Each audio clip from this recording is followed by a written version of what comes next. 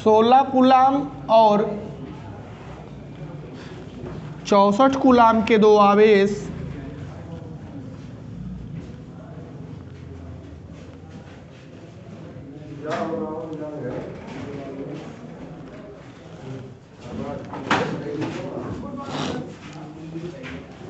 परस्पर 60 सेंटीमीटर की दूरी पर रखे हैं।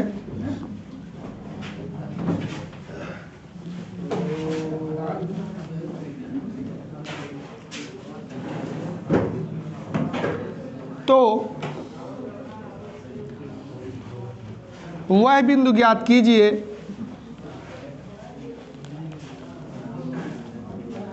जहां पर वैद्युत क्षेत्र की तीव्रता 0 है।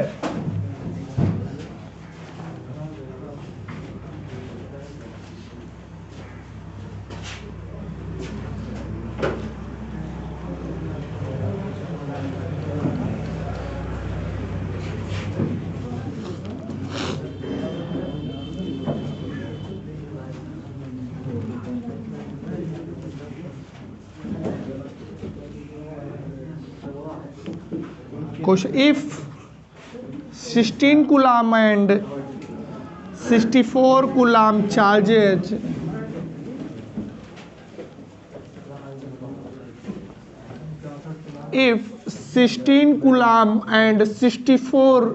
coulomb charges are kept at a separation of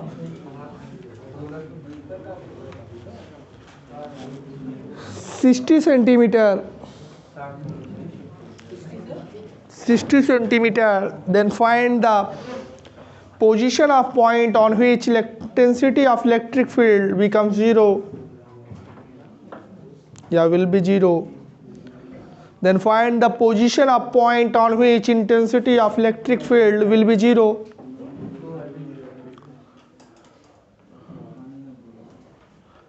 तो एक एक क्वेश्चन करके हम दिखा रहे हैं। आप क्वेश्चन नोट करोगे, प्रैक्टिस घर पे करना। 12th की फिजिक्स का हम लोग न्यूमेरिकल कर रहे हैं, रेंडमली कर रहे हैं, इधर उधर करके एक एक टाइप से। देखो यहाँ पे क्वेश्चंस, आपको एक हम पॉइंट बता दें। हम लोग जब एक चार्ज रखते हैं, कोई एक चार्ज जैसे प्लस रख दिए या फिर माइनस रख दिए, तो प्लस से भी फील्ड क्रिएट हो जाता है। चूंकि चार्ज है तो चार्ज जो फील्ड क्रिएट करता है उसको हम इलेक्ट्रिक फील्ड कहते हैं। इसको शो करने के लिए इलेक्ट्रिक फोर्स लाइन यूज करते हैं और वो ओरिजिनेटिंग नेचर में होता है। जब निगेटिव चार्ज होते हैं तो भी इलेक्ट्रिक फील्ड क्रिएट होता है। इनको भी शो करने के लिए इलेक्ट्रिक फोर्स लाइन यूज किए जाते हैं, वैद्युत बल रेखाएं यूज की जाती हैं। और ये टर्मिनेटिंग नेचर का होता है, सिकुड़ता हुआ दिखाई देता, आता हुआ दिखाई देता है। चूंकि ये लाइंस के बारे में आपने पढ़ा होगा, हाइपोथेटिकल लाइन होती है, मतलब काल्पनिक रेखाएं होती हैं, कभी इंटरसेक्ट नहीं करती है, मतलब काटती नहीं है। बट जब दो चार्जेस को हम रखते हैं, कितने? दो, तो या तो हम दोनों प्लस रखेंगे या तो हम दोनों माइनस रखेंगे, या तो पहला प्लस दूसरा माइनस रखेंगे, या फिर पहला माइनस और दूसरा प्लस रखेंगे। 4 सिचुएशन बन सकते हैं। ऐसा सिचुएशन अक्सर करके हम लोगों ने कंप्यूटर सिस्टम, जब बाइनरी सिस्टम पढ़ते थे तभी लगते, पहला ऑन दूसरा ऑफ, दूसरा ऑन पहला ऑफ, इस तरह करके 4 सिचुएशन बन जाते थे। यहाँ पहले आपको ये जानना है कि इनके फोर्स के नेचर। आपको पता होगा जो फोर्सेस होते हैं, आपको माइंड रखना, कभी चार्ज को फोर्स नहीं लगाता है। आपने सुना होगा कि दो चार्ज एक दूसरे को अट्रैक्ट करते हैं, दो चार्ज एक दूसरे को रिपेल करते हैं, बट कभी भी चार्ज को फोर्स नहीं लगाता। चार्ज फील्ड क्रिएट करता है और फील्ड उस पर फोर्स लगाता है। मतलब ये चार्ज इस चार्ज को अट्रैक्ट करेगा। आपने पढ़ा होगा पॉजिटिव चार्ज हमेशा नेगेटिव चार्ज को क्या करता है? खींचता है। लेकिन ये स्टेटमेंट गलत है बाबू, ऐसा कुछ नहीं होता है। पॉजिटिव चार्ज को क्या गर्ज लगी है नेगेटिव को खींचने के लिए? बल्कि पॉजिटिव चार्ज अपना फील्ड बना देता है और इस फील्ड में जब ये आता है तो फील्ड के इफेक्ट से ये इधर खसकने लगता है, मतलब आने लगता है। तो उसे कौन खींचता है, चार्ज या फील्ड? चार्ज अपना फील्ड बनाता है और फील्ड की वजह से, जैसे बल्ब के कारण हमें वस्तुएं दिखाई दे रही है, नहीं, बल्ब प्रकाश क्रिएट कर रहा है, लाइट क्रिएट कर रहा है, और लाइट हमारे ऑब्जेक्ट को देखने में मदद कर रही है। तो बल्ब के वजह से हमें वस्तुएं नहीं दिखती हैं, और बल्ब की वजह से दिखती तो बल्ब बंद रहता तब भी दिखना चाहिए। बल्ब आपको प्रकाश दिखाता है वस्तु, नहीं, बल्ब का काम है प्रकाश उत्पन्न करना, लाइट ओरिजिनेट करना, और लाइट का काम है दिखाना। ऐसे हमारा चार्ज अपना फील्ड क्रिएट करता है और फील्ड का काम है फोर्स लगाना, मतलब चार्ज को खींचना या ढकेलना। ऐसे कंडीशन में जब दो चार्जेस पॉजिटिव पॉजिटिव होते हैं तो आपने सुना होगा एक दूसरे को धक्का देते हैं, रिपल्सन होता है। दो निगेटिव होते हैं तब भी रिपल्सन होता है। दो, एक पॉजिटिव एक निगेटिव होता है या एक निगेटिव एक पॉजिटिव होता तो अट्रैक्शन होता है। ये कहीं पर भी जो फोर्सेस होते हैं वो फोर्स कूलाम के द्वारा डिफाइंड है स्टेशनरी चार्ज और पॉइंट चार्ज के लिए Q1 Q2 बाई, हम इस फार्मूले से हम लोग कई बार फोर्स को कैलकुलेट भी कर लेते हैं न्यूटन में, MKS यूनिट में रखकर। लेकिन यहाँ पे सिचुएशन कुछ बदला लग रहा है। ये कह रहा है कि भाई जब तुम ऐसा कुछ कर रहे हो तो ऐसा पॉइंट तुम बताओ जहाँ पे फील्ड ना हो, ऐसे को हम न्यूट्रल पॉइंट बोलते हैं, या फिर जिस पे फील्ड की इंटेंसिटी क्या हो जाए, जीरो हो जाए, मतलब जहाँ पे फील्ड ना हो। जब एक लोग होते हैं तब पूरा फील्ड बनता है, जब एक निगेटिव होता है तब भी पूरा फील्ड बनता है। ये जब दो लोग आते हैं तब ऐसा सिचुएशन बन जाता है जहाँ पे फील्ड, क्योंकि फील्ड एक क्या है, वेक्टर क्वांटिटी, तो कहीं ना तो कहीं होगा ना कि जहाँ पे दोनों बराबर हो जा रहे होंगे, कट के खत्म हो जा रहे होंगे, मतलब वहाँ पे न्यूट्रल हो जा रहा होगा, वहाँ पे आपका कोई भी फील्ड बचता। ये एक ऐसा सिचुएशन मिलता है, कहीं एक जगह ऐसा जरूर मिलता है जहाँ पे फील्ड नहीं होता। जहाँ फील्ड नहीं होता वही पॉइंट निकालने के लिए आपसे क्वेश्चन बोल रहा है, find the point position of point on which the intensity of field become zero. मतलब जहाँ पे आपकी फील्ड नहीं है वो पॉइंट बताओ। क्या ऐसा एक चार्ज में मिलेगा? नहीं, जब दो चार्ज कहीं रखे रहेंगे तब कहीं ना कहीं मिलेगा। बात सस्पेंशन की ये आती है कि कहाँ मिलेगा, दोनों चार्जों के बीच मिलेगा कि दोनों के किनारे मिलेगा। भाई दो सिचुएशन हो सकते हैं, तो हमें पहले नंबर न्यूट्रल पॉइंट जहाँ पे इलेक्ट्रिक फील्ड जीरो हो जाता है उसे निकालने के लिए ये तो पक्का होना चाहिए कि वो अंदर मिलेगा कि बाहर मिलेगा। ये सिचुएशंस ज़्यादा कंफ्यूज, क्योंकि आपने गलत अगर सपोज कर लिया, मान लीजिए वो अंदर मिलता और तुम बाहर मान लिए, या बाहर मिलता तुमने अंदर मान लिया, तो गड़बड़ा गया ना क्वेश्चन। कंसीडर ही कर, जैसे दो बस जा रही है और तुम मान लिए कि हमारा भाई भाग रहा है पहले बस में और जबकि वो दूसरे में बैठा है, तो पकड़ पाओगे नहीं, तुम्हें सही बस में चढ़ना पड़ेगा अपने भाई को पकड़ने के लिए। ऐसे हमारे जब दो चार्ज रखे जाते हैं तो दो रीजन होता है, एक चार्जों के बाहर, एक चार्जों के, अब पता नहीं न्यूट्रल लेग के होता है वो कहाँ पे है, यहाँ होगा कि यहाँ होगा कि यहाँ होगा क्या। अच्छा, चारों स्थितियों में आएगा। इसको जानने के लिए लोग अपने अपने ट्रिक्स रखते हैं, बहुत से ट्रिक्स रखते हैं। अक्सर करके जब हम लोग तैयारी करते थे तो हम लोग भूल जाते थे। जय सिंह राठौर सर हमको पढ़ाया करते थे, हम लोग को फिजिक्स इलेक्ट्रोस्टैटिक्स, तो अक्सर लोग भूल जाते थे और गलत मान लेते थे, आंसर गलत हो जाता था। तो बहुत ही हिट एंड ट्रायल्स उन्होंने एग्जाम्पल देते थे। उनका कहना रहता था कि अगर आप न्यूट्रल पॉइंट ढूंढना चाहते हो तो अपने नेचर से ढूंढ सकते हो। सपोज करो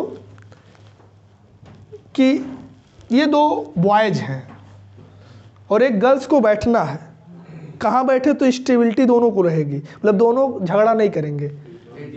बहुत अच्छा सोचते हो मतलब इसका न्यूट्रल पॉइंट बीच में ही होगा। न्यूट्रल पॉइंट कहाँ होगा? बीच में होगा, मतलब भूलेगा ही नहीं लाइफ में कि आपको न्यूट्रल पॉइंट कहाँ मिलने वाला है। अच्छा, दोनों निगेटिव हैं, मतलब दोनों गर्ल्स हैं और एक बॉयज बैठना चाहता है, तो झगड़ा ना करे, उसको कहाँ बैठना पड़ेगा? मतलब यहाँ पे भी न्यूट्रल पॉइंट कहाँ मिलने वाला है? यहाँ पे एक गर्ल्स है एक बॉयज है और अगला एक गर्ल्स आ रही है, उसको बैठना है। बताओ किधर बैठेगी? या डिपेंड करता है कि वो या तो निगेटिव आएगा तो इधर और पॉजिटिव आएगा तो, मतलब दोनों साइड में फर्क है। वो अमाउंट आप देखोगे तो जान जाओगे। अमाउंट का मतलब चार्ज किधर चार्ज कम रहेगा उधर बैठेगा, चार्ज जिधर कम रहेगा उधर बैठेगा। लेकिन बैठेगा बाहर के अंदर? बाहर। अरे भाई गर्ल्स आए तब भी वो बीच में नहीं बैठेगी, क्योंकि दो गर्ल्स एक साथ होंगे, बॉयज साइड में हो जाएगा। और अगर बॉयज आए तो भी बीच में नहीं बैठेगा, क्योंकि दो बॉयज साथ में हो जाएगा, वो इधर बैठ जाएगा। तो ऐसे में वो पक्का है कि वो बाहर ही बैठेंगे। लेकिन बाहर किधर बैठेंगे? बाहर दो होता है, इस साइड भी और, तो उसमें आप देख लेना कि चार्ज का अमाउंट किधर कम है। समझ में आ रहा है? मान लीजिए जैसे ये चार्ज कम है तो इधर बैठेगा, और अगर मान लीजिए इसमें देखा जाए तो इसमें भी वही सिचुएशन आएंगे बाहर के, लेकिन आपका हो सकता है इधर बैठे, हो सकता है उधर बैठे। ये दोनों कंडीशन भाई अगर समझ पाओगे तभी ये क्वेश्चन सही जाएगा, वरना मानते समय अगर गलत मान लिए तो कैलकुलेशन के बाद भी आंसर गलत आने वाला है।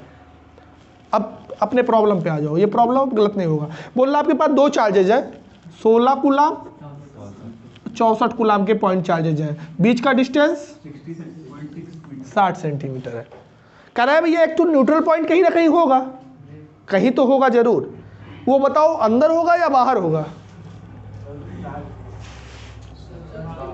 अरे 16 भी पॉजिटिव है और 64 भी पॉजिटिव है, तो कहीं ना कहीं बीच ही में होगा ना। अब बीच में हम मान लेते हैं यहाँ से x डिस्टेंस पे है, कितने डिस्टेंस पे है? यही है न्यूट्रल पॉइंट। सपोज कर लो, बीच का मतलब ही नहीं कि बीचों बीच, बीच माने कहीं पे होगा, वही तो हमें पता करना है कि कितने सेंटीमीटर पे है, कितना दूरी पे है। मान लेते हैं कितना है x डिस्टेंस, तो इधर कितना बचेगा? 60 माइनस x सेंटीमीटर बचेगा। कितना बचेगा? अब अगर इसके वजह से फील्ड निकाला जाए तो इसके वजह से फील्ड इधर जाएगा कि नहीं इवन, और इसके वजह से फील्ड इधर जाएगा कि नहीं E2। भाई पॉजिटिव चार्ज का फील्ड इधर आएगा, इस पॉजिटिव का फील्ड उधर जाएगा। अगर दोनों बराबर हो जाए तो कट जाएंगे, तो न्यूट्रल बन जाएगा कि नहीं? मतलब इफ P पॉइंट इसे मान लो P है, point P has know field. मान लीजिए आपके पास, उसके पास कोई फील्ड नहीं है, तो पक्का है E1 बराबर क्या आएगा? भाई दोनों बराबर होगा तभी कटेगा, कटेगा तभी फील्ड 0 होगा। मतलब हमें वहां की फील्ड्स क्या करनी पड़ेगी? बराबर। फील्ड कैसे निकालते हैं? E1 माने 1/4πε0, पहला चार्ज 16 कूलाम है, बदलना नहीं पड़ेगा, माइक्रो नहीं लगा, और डिस्टेंस सेंटीमीटर में लियो भैया, तो मीटर में बदलना पड़ेगा आपको, और स्क्वायर लगाना पड़ता ना।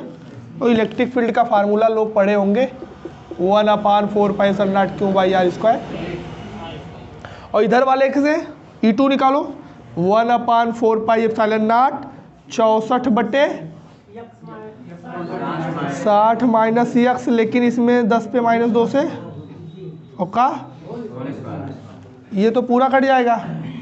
16 चौको, इसको इधर कर दो तो 60 माइनस x गुणे 10 पे -2 और x गुणे 10 पे -2, दोनों का स्क्वायर इधर आ गया, और ये एक इधर कर दो तो 4 बटे, अच्छा ये जब उधर जाएगा तो रूट बना देगा ना, यहाँ तो ये कट ही जाएगा। 60 माइनस x बटे x इक्वल टू 2/1, रूट में लोगे जब 60 माइनस x बराबर 2x, तिरछा गुणा 3x बराबर 60, तो x बराबर बता दिया। अतः न्यूट्रल पॉइंट 16 कूलाम के चार्ज से 20 सेंटीमीटर दूर दोनों चार्ज के बीच में होगा। ये बीच कहना पड़ेगा वो, क्योंकि आप कह दोगे 16 सेंटीमीटर से 16 कूलाम से 20 सेंटीमीटर, तो किधर, इधर की इधर, ये सस्पेंशन आ जाएगा। तो हम बताएंगे कि हमारे पहले चार्ज से जो x माने थे वो 20 बताया, मतलब 20 सेंटीमीटर के दूर पे। यहाँ से यहाँ की दूरी कितनी है? 60। तो यहाँ से कितने दूरी पे वो न्यूट्रल मिलेगा? मतलब 20 पे जाओगे, एक पॉइंट मिलेगा जहाँ पे फील्ड नहीं होता है। निकाल पाओगे अब?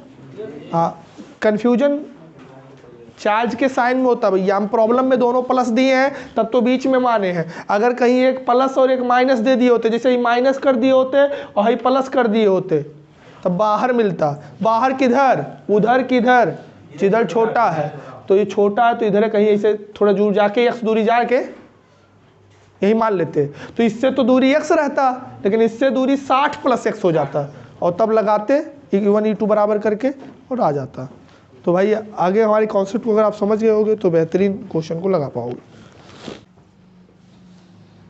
नेक्स्ट, दिए गए चित्र में I1 व I2 का मान ज्ञात कीजिए।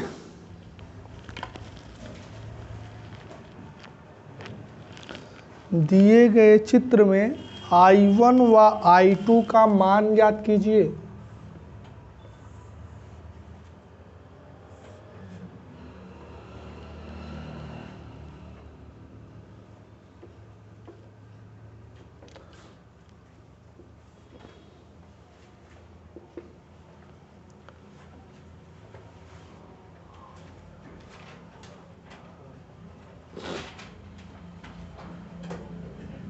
वो एक फिगर से यहाँ पे बना हुआ है, find the value of I1 and I2 in given figure. Find the value of I1 and I2 in given figure.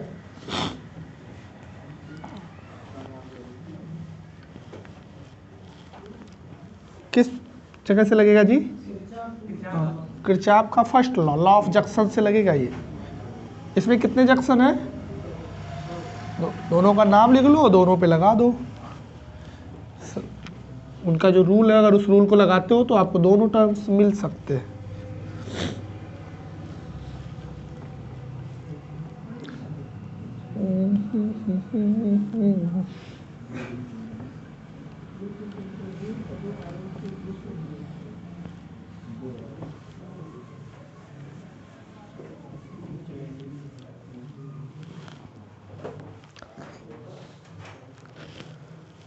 इसको हम कौन सा जंक्शन मान ले? ए। इसको कौन सा जंक्शन मान ले? बी। At A point.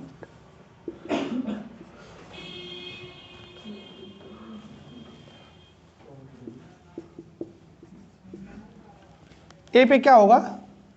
क्या कहते हैं according to first law of Kirchhoff?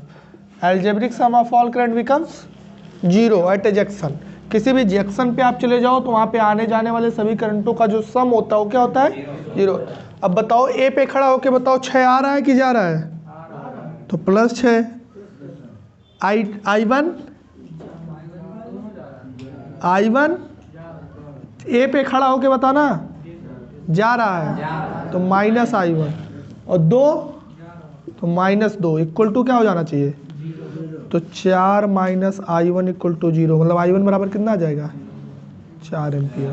पहला निकल गया। अब किस पे निकाल दें? एट पॉइंट बी या बी जंक्शन। बी पे खड़ा होके बताओ I1 तो +I1, I2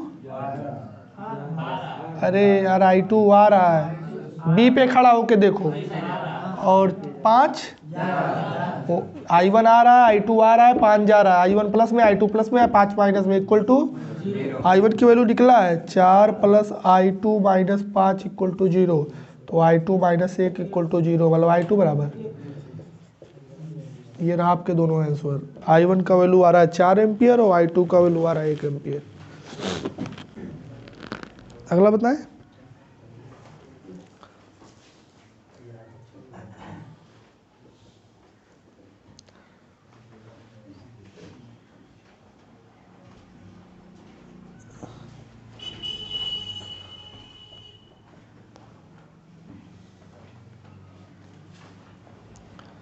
यदि एक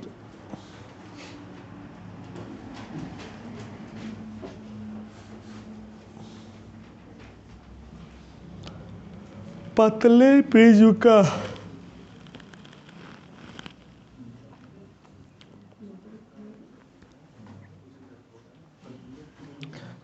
का कोण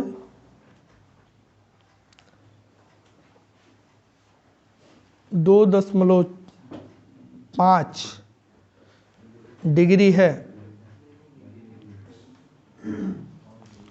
तो उसके अल्पतम विचलन कोण की गणना कीजिए। उसके अल्पतम विचलन कोण की गणना कीजिए।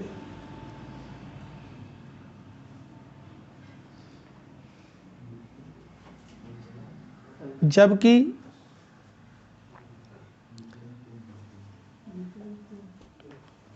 कांच का अपवर्तनांक 1.6 है।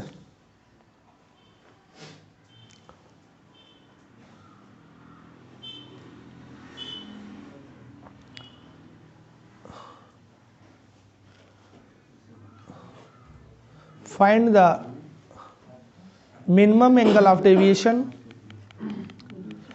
Find the minimum angle of deviation for a thin prism, angle of 2.5 degree,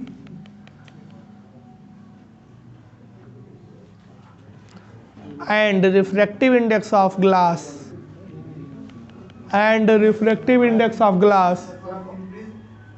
thin prism angle of 2.5 degree, angle of 2.5 degree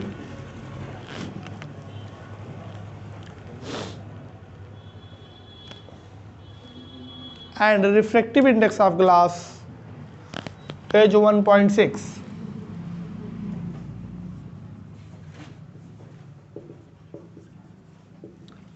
thin prism के लिए कोई फार्मूला था क्या? क्या?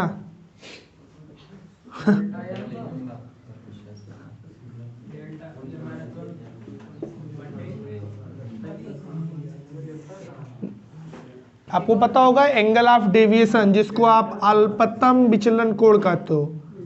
अल्पतम विचलन कोण, minimum angle of deviation delta M होता है। वो कहता है एन को रख दो, रिफ्रैक्टिव इंडेक्स 1.6 दे रहा है, -1 into A is the angle of prism 2.5 degree, या 0.6 इंटू 2.5 डिग्री कितना आएगा जी? 1.5। 3 लाइन का होंगे।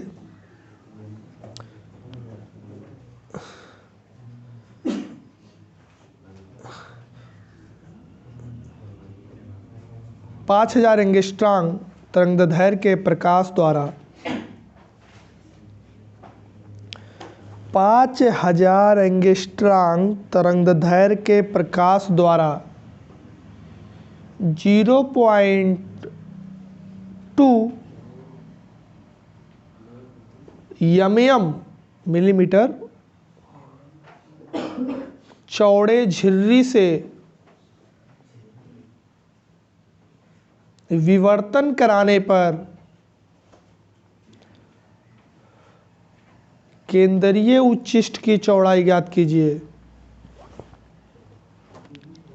विवर्तन कराने पर केंद्रीय उच्चिष्ट की चौड़ाई ज्ञात कीजिए। Find the width of central maxima in diffraction. Find the width of central maxima in diffraction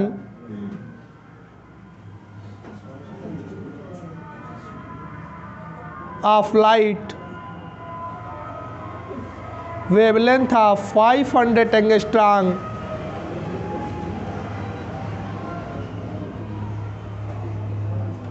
of light, wavelength of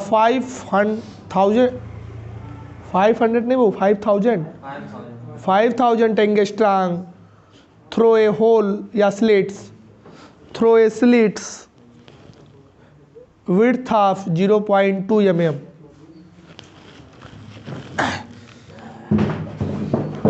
देखो किस चैप्टर से है जी? डिफ्रैक्शन ना। आपको पता होगा कि डिफ्रैक्शन के पैटर्न आपको कुछ याद आ रहे हैं क्या? और जब आप एक स्लिट से डिफ्रैक्ट कराते थे, कोई एक स्लिट होता है और जब कोई लाइट्स वेव फ्रंट्स पास होती है तो कॉर्नर पे क्या हो जाती है? मुड़ जाती है कॉर्नर पे।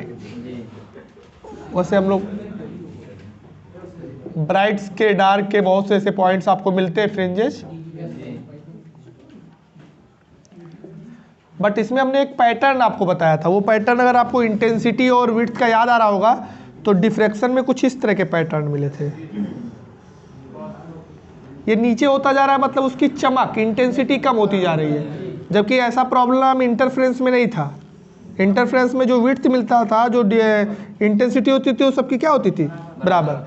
और जो इसमें सबसे ज़्यादा चमकता है उसको सेंट्रल बोलते हैं। सेंट्रल माने केंद्रीय।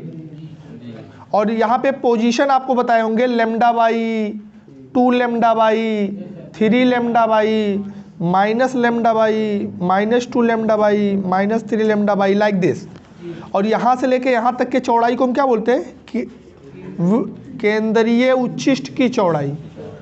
केंद्रीय उच्चिष्ट की चौड़ाई मतलब width of central maxima, that is the theta. और ये होता है 2 लैम्डा बाई, क्योंकि लैम्डा बाई इधर और लैम्डा बाई इधर, कुल 2 लैम्डा बाई। अब हमको लग रहा है प्रॉब्लम में, इस सिचुएशन में तो आपको लैम्डा दे रहा है, कितना दे रहा है?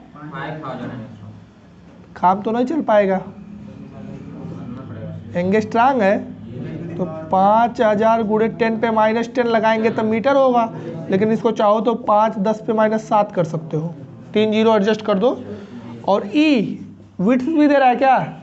ई क्या होता है जी? यही तो आपका झिर्री मतलब स्लिट कितना चौड़ा है, तो ई कितना होता दिया है? टू मिलीमीटर, पहले तो मिली हटाओ, तो 0.2 10 पे माइनस, लेकिन अगर चाहो तो इसे 2 कर दो तो 10 पे माइनस 4 हो जाएगा, एक और कम हो जाएगा। यहाँ पे रख देते हैं विड्थ ऑफ सेंट्रल मैक्सिमा, केंद्रीय उच्चिष्ट की चौड़ाई 2 गुणे लेमडा की वैल्यू 5 10 पे माइनस 7 और 2 गुणे भैया 2 से 2 कैंसिल, 5 10 पे माइनस, यूनिट क्या दोगे? कोण निकाले हो भैया, कोण का मात्रक रेडियन। अगला बोलिए।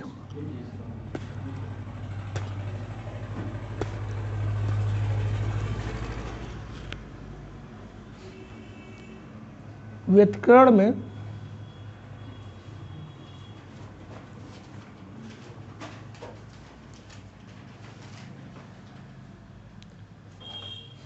दो प्रकाश के तीव्रताओं का अनुपात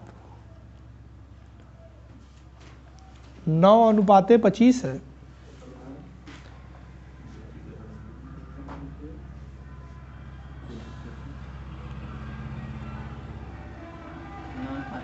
नौ अनुपाते 25 है, तो उनके व्युत्करण में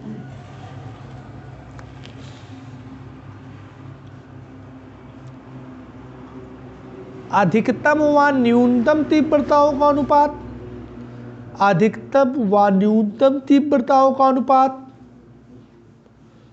तथा अधिकतम व न्यूनतम आयामों का अनुपात ज्ञात कीजिए, तथा अधिकतम व न्यूनतम आयामों का अनुपात ज्ञात कीजिए।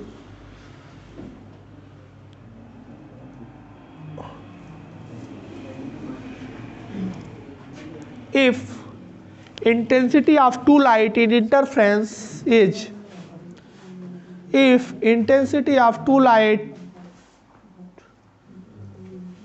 in interference is 9:25, क्या बोले थे जी? इफ रेशियो, आप बोले ना, इफ रेशियो ऑफ इंटेंसिटी, आप फिर से देखो जी, if ratio of intensity of two light in interference is 9:25, then find the ratio of maxima and minima intensity, maximum and minimum intensity, then find the ratio of maximum and minimum intensity,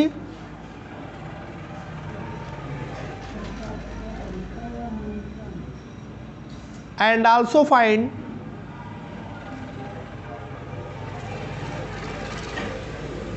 ratio of maximum and minimum amplitude। थोड़ा सा एक chapter पीछे आ गए, interference से सोचे एक ठो करा जाए, मस्त क्वेश्चन है।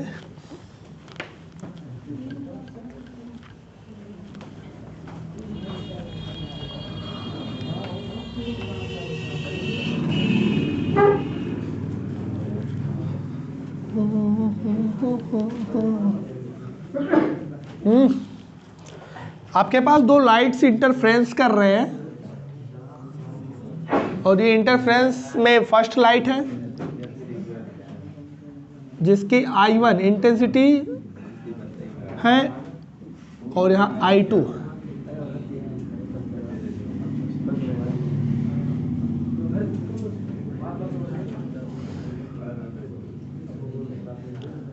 जब कभी इंटरफ्रेंस होता है तो इसमें प्रॉब्लम में सिर्फ एक चीज दे रहा है, सिंस I1 बाई कितना 9/25। आपसे पहला क्या पूछ रहा है, then I max upon I mean. पहले नंबर तो बोल रहा भैया जब ये दोनों भाई दो लाइटों की इंटेंसिटी अपनी अपनी है, अब ओवरलैपिंग करेंगे इंटरफ्रेंस होगा तो कहीं बढ़ेगा और कहीं, जहाँ सबसे ज़्यादा बढ़ जाता है उसको हम लोग कंस्ट्रक्टिव इंटरफेरेंस कहते हैं, वहाँ मैक्सिमम इंटेंसिटी मिलती है, और जहाँ पे सबसे कम हो जाता है वहाँ पे डिस्ट्रक्टिव इंटरफेरेंस कहते हैं, विनाशी व्यतिकरण। और इनके अगर रेशियोज आप जानना चाहते हो, जैसे इधर इसकी लाइट की इंटेंसिटी कुछ है, इसकी कुछ है, और दो इंटरफ्रेंस कर लिए हैं, तो इसके लिए रूल आपको बताया होगा √/I1 + I2 बटे √/I1 माइनस का होल स्क्वायर। अब मैक्सिमा और मिनिमा अगर आपको पता करना है, मैक्सिमा और मिनिमा, तो मैक्सिमा पता करने के लिए यहाँ डालेंगे √9 + 9 माइनस का, ये 3 हो जाएगा, ये 5, ये 3 और ये हम लगाता है 8, ये होगा माइनस, मतलब माइनस नहीं लिया जाता है, डिफरेंस लेना होता है, और माइनस आ भी गया तो स्क्वायर अभी 64/4 कर देगा, और 64/4 में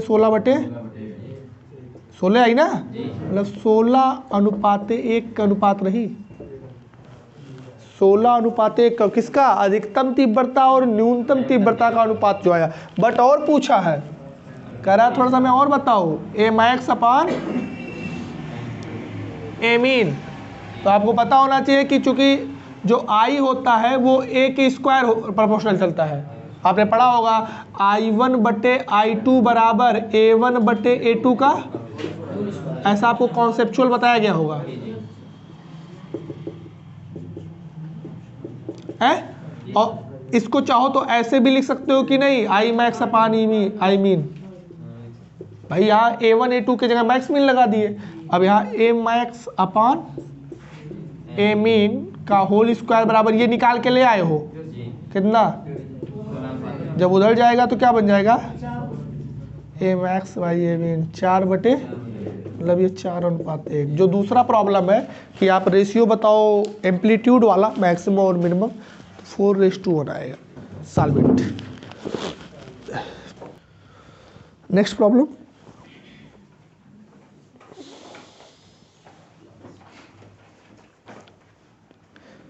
यदि एक 25 माइक्रोकूलम का आवेश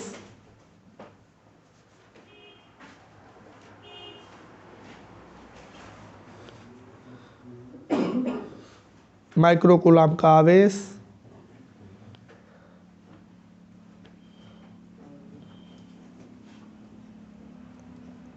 4000 टेस्ला के एक समान चुंबकीय क्षेत्र में, 4000 टेस्ला के एक समान चुंबकीय क्षेत्र में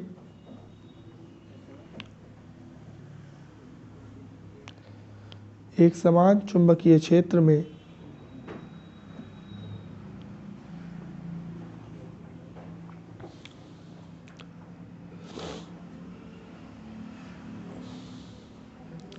अस्सी सेंटीमीटर/सेकंड की चाल से क्षेत्र के लंबवत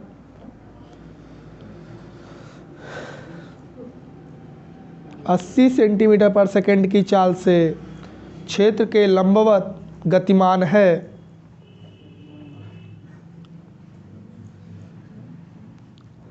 तो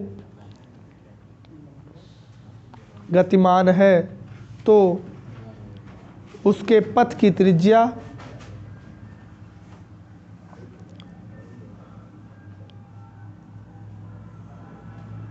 तथा आवर्तकाल ज्ञात कीजिए।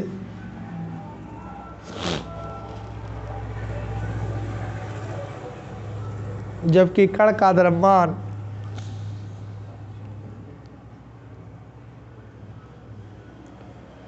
100 ग्राम है।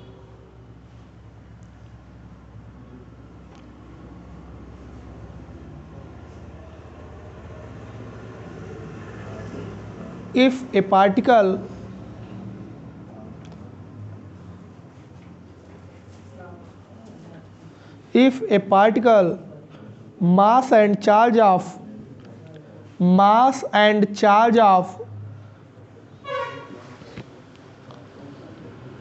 100 gram and 25 microcoulomb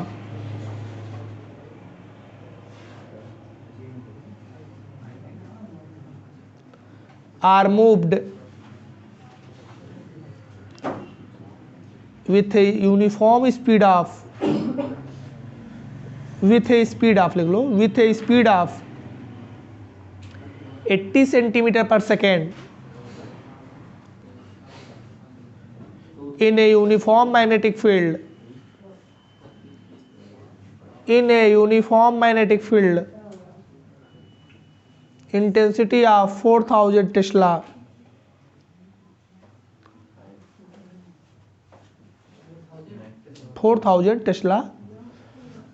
then find the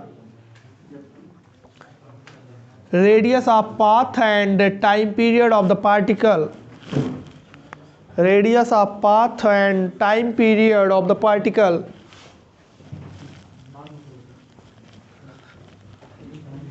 किस चैप्टर का क्वेश्चन है? Magnetic field. देखते हैं कैसे लगेगा।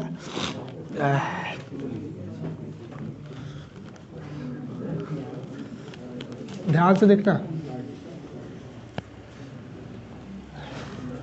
ये कह रहा है आपके पास एक यूनिफॉर्म मैग्नेटिक फील्ड है, हम डाउनवर्ड की तरफ बना दे रहे हैं। ये क्या बता रहा है कि फील्ड नीचे की तरफ गया है और इसमें एक हमारा पार्टिकल है जो इस पे इस तरफ जा रहा है, तो फील्ड नीचे गया, ये इधर गया, तो लंबवत हो गया कि नहीं? किस वेलोसिटी से? 80 सेंटीमीटर पर। आपको पता है जब कोई परपेंडिकुलर मूव्स करता है तो सर्कुलर मोशन। आपको पता होगा path of the charge particle conditional बताया गया होगा कि जब angle between velocity vector and field vector is 0 and 180 then it move the straight line under the zero force, but if moves in 90 degree then it follow the circular path inside the field. जब कोई कण क्षेत्र में 0 degree या 180 degree पे चलता है तो सीधी रेखा में चलता है, इस पर कोई बल नहीं लगता, लेकिन जब 90 डिग्री पे जाता है तो वो वृत्ताकार गति करता है। और आपको पता होगा 0, 180 और 90 ना आए तो कुंडलाकार हेलिकल मोशन करता है, स्प्रिंग जैसा। तो इसमें सर्कुलर मोशन के कंडीशंस हैं।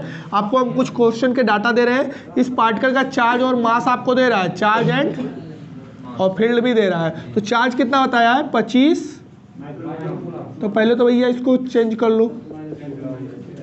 मास कितना दे रहा है? 100 ग्राम। ये भी गड़बड़ है, केजी में बदलो। 1000 से भाग दोगे मतलब 10 पे -3 से गुणा। 1000 से भाग का मतलब 10 पे -3 से गुणा, तो केजी में चला जाएगा। वेलोसिटी 80 सेंटीमीटर पर सेकंड से चल रहा है, भैया ये भी गड़बड़ है। 10 पे -2 लगाओगे तब मीटर पर सेकंड बनेगा। फील्ड ये कुछ ठीक ठाक दिया है 4000, इसको नहीं बदलना पड़ेगा। क्या क्या पूछा है? रेडियस ऑफ पथ की त्रिज्या, वृत्तीय गति कर रहा है ना, तो उसकी एक त्रिज्या होगी। क्या फार्मूला होता है? फार्मूला नहीं याद बाबू, तब गड़बड़ है। R बराबर mb बाई। अब बताओ जब फार्मूला आता है तो m की वैल्यू 1000 100 गुणे 10 पे -3, वेलोसिटी 80 गुणे 10 पे माइनस, b मतलब क्यों मतलब 25 गुणे 10 पे माइनस, ये 4000। हमको लग रहा है कि 1 2 3 0 1 2, तो ऊपर बचा क्या? 8 और नीचे कितना बचा? 25 चौका, ऊपर 10 पे माइनस और नीचे 10 पे माइनस। ये ऊपर जाएगा +6, +6 से -5 कटेगा, 1 बचेगा, 80 हो जाएगा। 80 बटे 1 0 से 1 0 कैंसिल, 0.8 मीटर आ रहा है बाबू। इसको चाहो तो 80 सेंटीमीटर भी लिख सकते हो। अरे भाई रेडियस निकाले हो तो रेडियस तो मीटर में आता है, न्यूटन में थोड़ा ना आएगा। चाहो तो उसे 80 सेंटीमीटर भी लिख सकते हो। तो एक कैलकुलेशन तो इधर हो गया, एंड कुछ और पूछ लिया है। आवर्तकाल निकालने के लिए बहुत जानते होगे क्या? इनमें क्या फार्मूला होता है?